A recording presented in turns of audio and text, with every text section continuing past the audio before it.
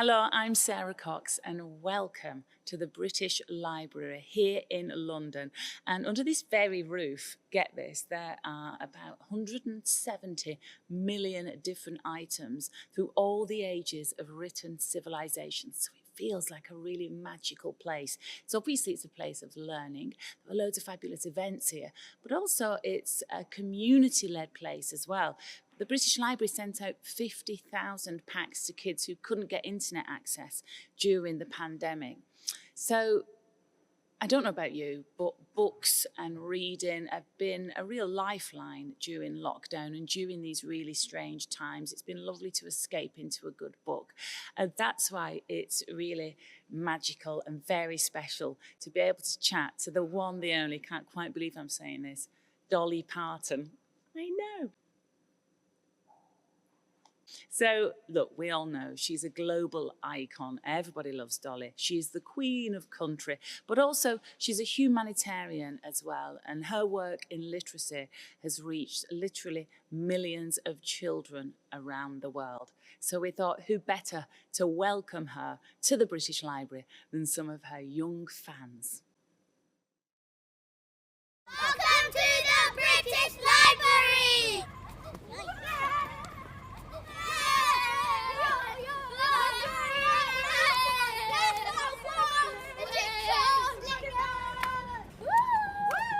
Well, hey to all the kids at Argyle School in Camden. Oh, I'm so sweet of you to be here for me. And hello, Sarah, and everybody else that's looking in. Oh, Dolly, it's so amazing to see you now. If you thought the kids are excited, then they've got nothing on me. They say, never Zoom your heroes, but I couldn't resist the chance to get to meet you over a screen. I love you. I'm going to stop gushing now. It's getting embarrassing. So I'll just say hello. Let's move on, Dolly Parton, to the power of books, because you grew up with a family. I mean, you didn't really have books in the family home, did you? So tell us about your journey, how you came to fall in love with books and reading. Well, I've loved books all my life. We did not have many books in our home because we had so many little children, and but we had the Bible, and Mama used to read that to us a lot. And I loved all the books at school. I loved reading all about all the different places. That's how I knew there was a world outside the Smoky Mountains, and that's how I knew I wanted to go there. But I learned to read early on. I don't remember learning to read. I'm sure my mom taught me. But I just really have loved books all my life, and I'm so proud of our Imagination Library. Tell us a little bit about the Imagination Library. It sounds so exciting. These young children get a book in the post every month, and you've reached millions and millions of kids with these books. Tell us a little bit about it. Well, I'm very proud of that whole program, and it started like most great things do, from a very honest, sincere place.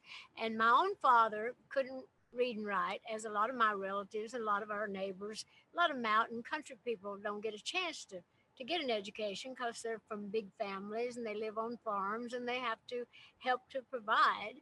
And the local schools, one-room schools usually, back in those days, in those parts, a lot of people didn't get a chance to get an education. But my daddy was so special, so smart, but he was embarrassed because he couldn't read and write, and he thought that was something he couldn't learn after he was older. So I got the idea to have this program to where we could get books in the hands of children when they're young, in their most impressionable years, because it is my belief that if you can read, you can self-educate yourself. If you can't afford to go to school, or you can't, do a lot of things, there's a book out there on everything. So anyway, I started the program because of my dad, but not only that, I brought my dad in to help me work the program. And I thought, well, this is a good program and hopefully it'll do good in our county, maybe a couple of counties over. But it did so well that the state of Tennessee took it statewide. And then next thing you know, we're in Canada. Next thing you know, we're in England, we're in Scotland, we're in so many parts in Australia. We're in all parts of the world now, and we're very proud. And my daddy got to live long enough to see it do well. And he took such pride in having the little kids call me the book lady. So it's just real personal to me, but it's a wonderful cause. I love getting books in the hands of children. I mean, what an incredible legacy. It's going to last for years and years. And, you know, to change kids' lives and introduce them to books like that, it's beautiful. It's so lovely hearing you chat, 'cause my dad's a beef farmer in the north of England, and I'm a complete daddy's girl. And I'm the youngest of 5. And I know you were one of 12, weren't you, from this huge, big, loving family. And I feel like that's why people love you so much, because people kind of feel like they've got something in common with you. You really bring that out in people. Well, thank you for that. I've always loved people. I think it's because there are so many of us, my brothers and sisters, and I was always very close to all my family. And I just see someone in my family in everybody that I meet, and people do relate to me because of the way I grew up, and I'm glad about that. That's really provided a lot of wonderful things for a lot of people, like this program, and so many things that we do that people are willing to participate in because they feel like they know me. It's like, I'm going to help out my Aunt Dolly or my sister Dolly or my cousin Dolly. So I love the fact that people kind of think of me as family. Now, your most best loved songs, well, really all your songs, they all tell these amazing stories. So Jolene, of course, 9 to 5, Coat of Many Colours, Joshua as well, which I absolutely love.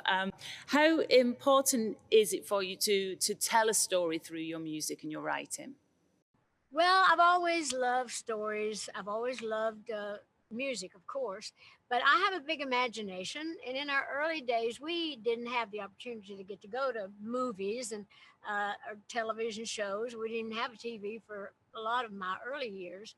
I was even singing on TV locally before we even owned one. So I used to create all these songs and stories that I could actually pretty much entertain my family with. All of my mom's people were very musical, my brothers and sisters, but at my young age, I just loved to rhyme and I used to love to create stories. So that's just part of, I think, all those Bible stories, all those things I used to read in the early days. I just wanted to create that for myself and share that with other people. I'm so dramatic anyway. Well, sometimes I think when you're from a big family, you kind of have to get attention somewhere. You have to sort of make people laugh or, you know, to get a bit more food, I always thought. Yeah, I think it's true. I think because there were so many of us, I have 2 brothers and a sister older, and there's 8 kids younger. So I was kind of in that spot to where I had to do something a little different to get any attention. And don't all of us want attention of some kind? So I learned early on that I did get a lot of attention from writing, playing my guitar, and writing all these songs at a very early age. My mama would always say when somebody would come to our house, she'd say, "Oh, Rennie, get your guitar." She'd say, "I want you to hear this song this little thing wrote." So I thought, well, I took a lot of pride in that, and I saw that I was getting a lot of attention. So I just continued, and I'm still getting a lot of attention. It was amazing that you were on telly before you even had a telly. So would you know a neighbour who maybe had one? Would they all crowd round to somebody else's house to watch you perform? Well, actually, when I started, when I was about 10 years old, I had my Uncle Bill, one of my mom's brothers. He used to take me back and forth to sing, and there was a local radio TV show. And so after I started kind of working on there as a regular, I got paid a little bit of money, and I saved that money up to put down on a TV, and I bought the first television we ever had. But other neighbors, what you're talking about, we were very country. So when we had TV, everybody would come around to see us. I got it so they could see me on TV. But then everybody in the whole neighborhood wanted to watch Wagon Train, Woody Woodpecker, and all these shows. My dad had to get up and work. So that TV didn't last a long time because Daddy couldn't get these neighbors out of the house. He said, "I got to go to work. You people got to get out of here." So anyway, we eventually got a TV that we got to keep when other people were able to get their own. That's so fantastic. So you've got this beautiful new book out. I've had a look. There's some incredible photographs in there. It's called Songteller, and it's all about your life in the music that you've written and how you tell stories through your music. You must be so proud of the book. I mean, it's going to be a beautiful gift for Christmas. I've got my fingers crossed that Santa will bring me one. Oh, I hope they will, because it is a perfect size to be gift wrapped. You're right, but it's also it's really very in depth to the fans of mine that really think they know all about me, and they do know a lot, and I've shared a lot. But there's a lot of original, there's some pictures they haven't seen, and some stories they haven't heard, because when I got into it, talking about these different songs, it really brought out a lot of things in me that I'd personally forgotten till I started talking about the songs. So we chose like 170 some songs out of the thousands of songs I've written, but I just wanted to choose the ones that had the best stories behind them. Beautiful. And there's some gorgeous photos in there. I love the ones with your uncles. Is it your uncle Lester and your uncle Bill? And like they all seem to sort of just club together and help you out. Did you used to sleep in the car going to gigs with one of your uncles? I think you had the back seat, he had the front. So fabulous. Yeah. That was my Uncle Bill that we had spoke about before. We'd take our trips back and forth to Nashville, and I slept in the back seat. That was my bedroom. He'd sleep in the front. That was his bedroom. So I used to put my makeup on in the side mirror on the old cars, and so yeah, it's been a journey, but I wouldn't take nothing for it now. It's made for great conversation. Yeah, I mean, what you've just got some incredible stories. Now, the 9 to 5, obviously a classic film. These incredible women, they gang up on a slightly sleazy, creepy boss. It's such a classic, brilliant film. How important is Sisterhood to you? Do you have a squad of strong women who are your sort of everything, who mean a lot to you? Well, the squad I have are mostly my sisters, my aunts, and my grandmas. We're very strong, and we're stronger together than we are apart. And I'm happy to have been a part of the 9 to 5 film that did so well, with kind of putting women, trying to help get them to get the money that they deserved, equal pay, equal work, that sort of thing. And it did a lot of good. So there's still miles to go, but we're working on it. Yeah, well, speaking of that, actually, the British Library's exhibition is called...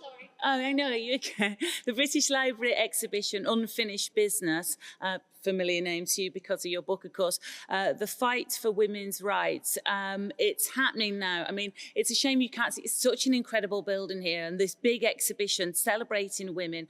It's got the first account of the life of a black woman, Mary Prince, ever published in Britain in 1831. And incredibly, it's got Sylvia Pankhurst's poems written on prison toilet paper. That's all. I know, it's incredible, all in the exhibition. So you touched on it briefly there. Women have made progress, over the years. But in your opinion, what do you think still needs fixing for us? Well, I think we all just need to stand strong and being who we are. And I think other people need to see, that we need to have the respect that we need. We've got miles to go, but we're working on it. It's better now than it's been. And we'll just continue doing that. I do believe that everyone should be respected, appreciated for what they do. And I think you should be paid for the job that you do. And I don't think it's right for people doing the same work to not get the paid money. It shouldn't matter who you are, what color you are, whether you're male or female. I think people just should be treated properly and treated right. You're looking quite Christmassy in your red today and your gorgeous nails. Christmas is on the way. Buff my baubles, titillate my tinsel. I am ready for the big man to come down my chimney. On top of my list, as well as your lovely book, Songteller, will be your new Christmas album, Dolly. This sounds spectacular. Tell us a little bit about it, please. Well, of course, it's called A Holly Dolly Christmas. What better? Yeah, I know. But I always loved the little song, Holly Jolly Christmas. And I was trying to think of a perfect name. I could have called it Deck the Halls with Boughs of Dolly. That's too long. And I could have called it A Dolly for Christmas or a Christmas Dolly. But that just kind of jumped out, A Holly Dolly Christmas, because I wanted it to be happy and jolly. You always think of that. Because I actually recorded the song in it. Holly Jolly Christmas. So I think it's a perfect title, and it's got a lot of joyful songs in it. I got to do a lot of great duets with a lot of wonderful artists. And of course, I did some Christmas classics, and I wrote a lot of new things as well. So I hope that it's going to be a really big album. We got people like Jimmy Fallon, who's really big here on one of the late night talk shows. I don't know if yes, we know him. You do? Oh, great. Cool. So he's singing with me. I didn't know he could sing. I didn't know Jimmy Fallon could sing, though.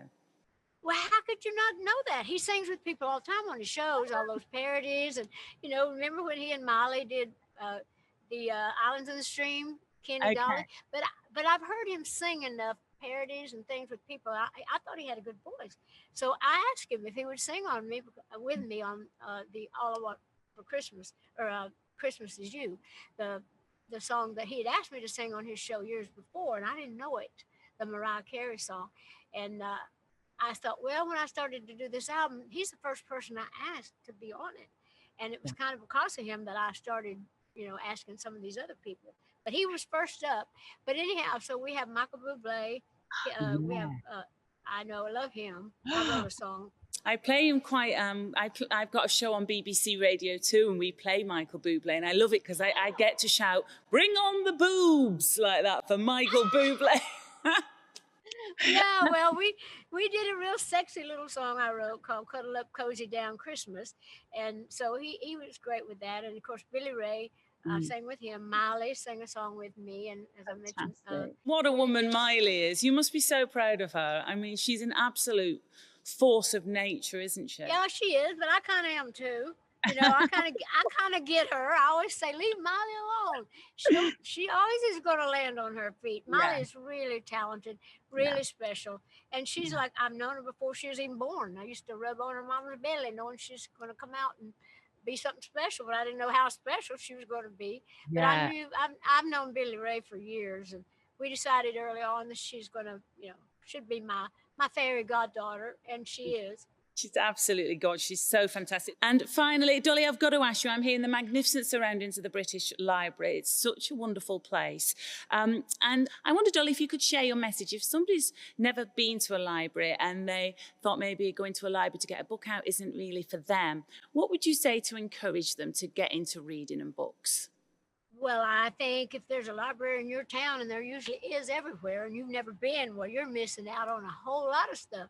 You should get there because they got every kind of book in the world, and you should read because there's nothing like it. But I know for myself growing up, and when I first had a chance to go to libraries, I thought it's the greatest thing in the world. It's like going to a feast, because you can have some of everything. So yes, go get you a book, read up on anything, everything. There's something for everybody. Well, Dolly, it's just been so magical chatting to you. It's been a lifelong ambition to nearly be in the same room. Probably good that we weren't in the same room, because I would have driven you crazy. So it's been really lovely to meet you. Thank you so much for your time. And can I wish you and your loved ones a lovely Christmas full of laughter and good times and love. And thank you very much. Well, thank you so much. And when I was coughing, I don't have the virus. I sucked a bug down my throat. It's gone now. It's protein, though. Anyway, I had a good time being with you, and thank you so much for letting me talk about all the wonderful projects. And maybe next time we'll see each other in person. I hope so, Dolly. Lots of love. Thank you. Thank you.